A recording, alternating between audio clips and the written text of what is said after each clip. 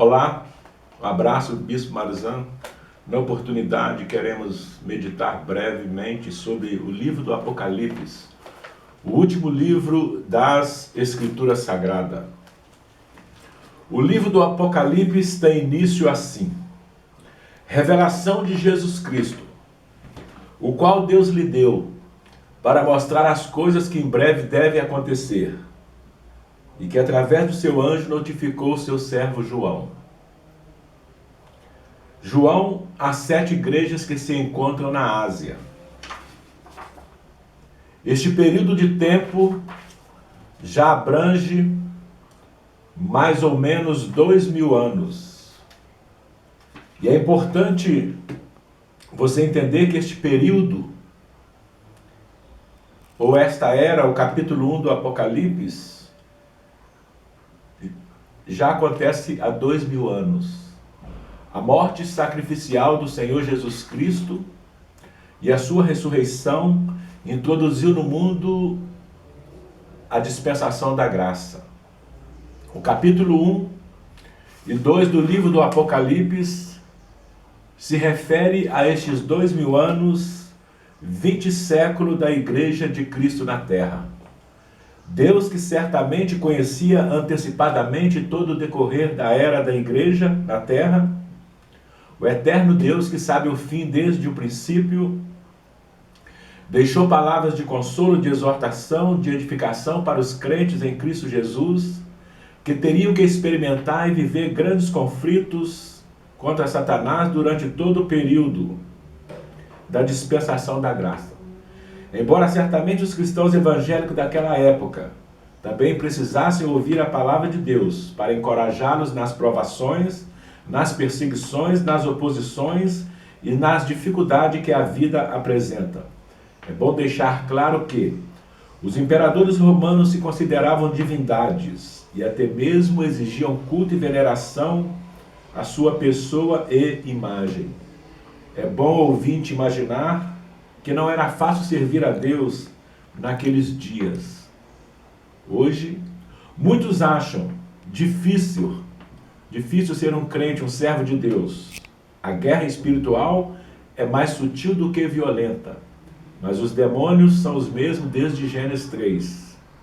Podemos dizer que os capítulos 1 e 2 e 3 do Apocalipse é o tempo da igreja na terra, pois a igreja de Cristo ainda não foi arrebatada, embora pareça que isto vai acontecer brevemente, pois os sinais da volta de Cristo está diante dos nossos olhos.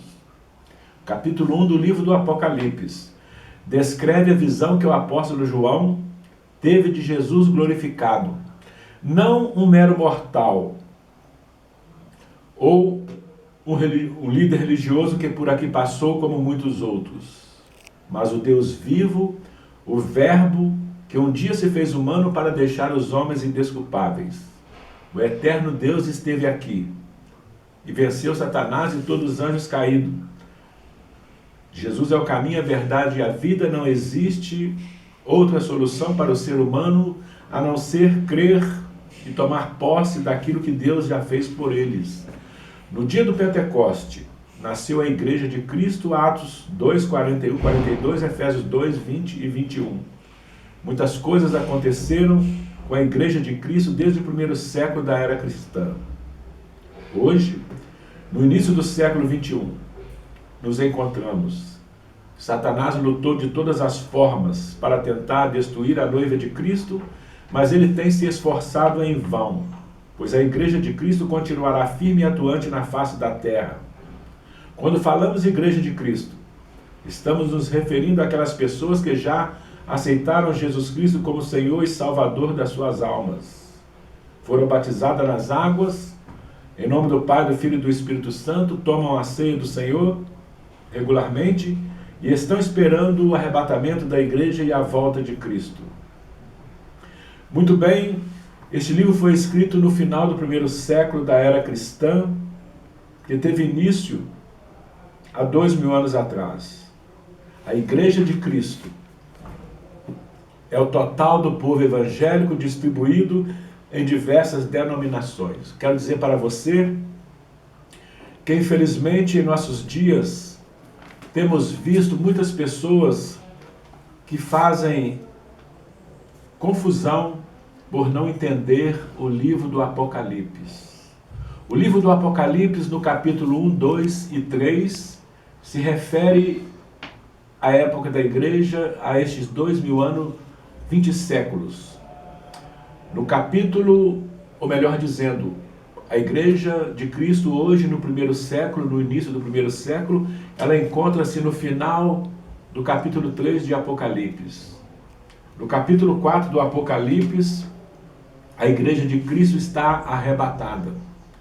No capítulo 6 do Apocalipse começa a grande tribulação e vai até o capítulo 18.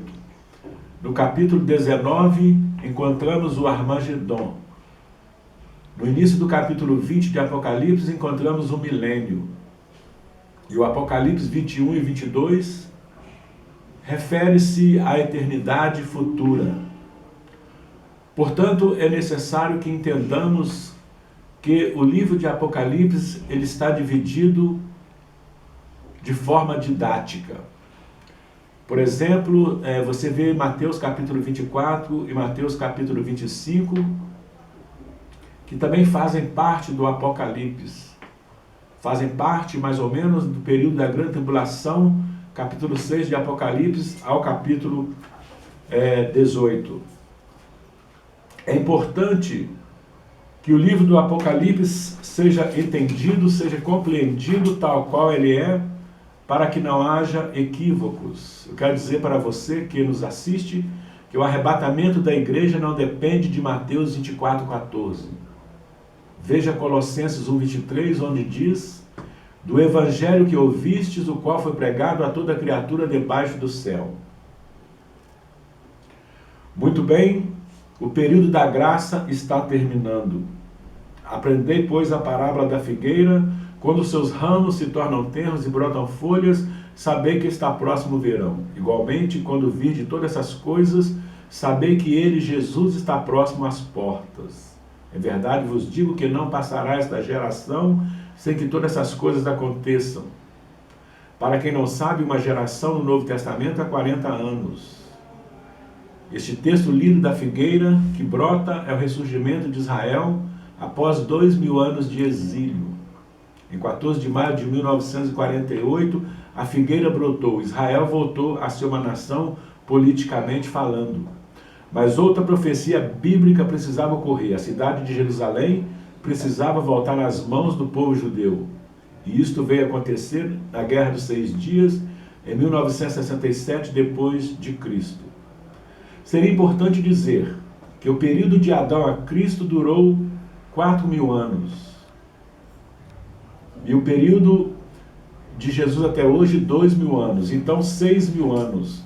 Então, amado, examine o livro do Apocalipse, para que você entenda e para que você não venha interpretar erroneamente, achando que já estamos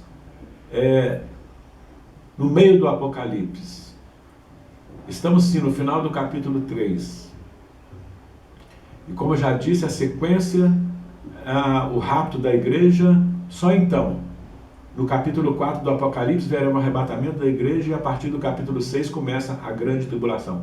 Um grande abraço, que você possa ler, examinar o livro do Apocalipse, para que você compreenda a escatologia bíblica, a doutrina dos últimos dias. Um grande abraço, o amor de Deus, a paz do Senhor Jesus Cristo e a comunhão do Espírito Santo, seja com o povo de Deus neste lugar, nessa cidade, neste país e em toda a face da terra. Amém. Diga amém.